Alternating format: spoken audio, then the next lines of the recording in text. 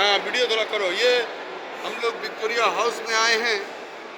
आज तारीख है 28/11/2019। हमारे साथ हैं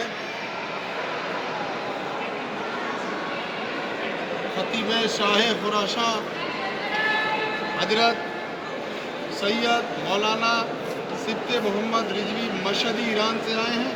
अल मुस्तबा टूर में ये रहते हैं, जो Iraq, Iran, Syria, Mecca Medina की ज़ियारत कराती है। हमारे साथ आज हमारे दरमियान मौजूद हैं। कलकत्ता की मरकज़ विक्टोरिया हाउस में है। बहुत शानदार ये इमारत बनी है जिसका माना कर रहे हैं। और हमारे साथ बबलू है, अरसलान फारसी है। हम लोग आए हैं। बहुत शानदार कारीगरी है। ये जो पत्थरों के काम हैं काबिल दीद देखने के लायक हैं।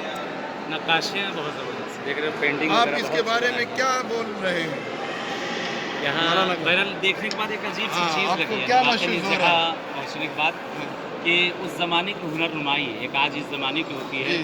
कि सारी सहूलतें, सारी चीज़ें मौजूद, लेकिन उस वक्त की जब ना जर्र सग़ीर था, न ट्रेन थी, न कुछ, इतने बड़े बड़े पत्थरों को पहुँचाना और उस फिनिशिंग के साथ, उसकी सफाई के साथ काम करना वाकई में हुनर नुमाई की गई।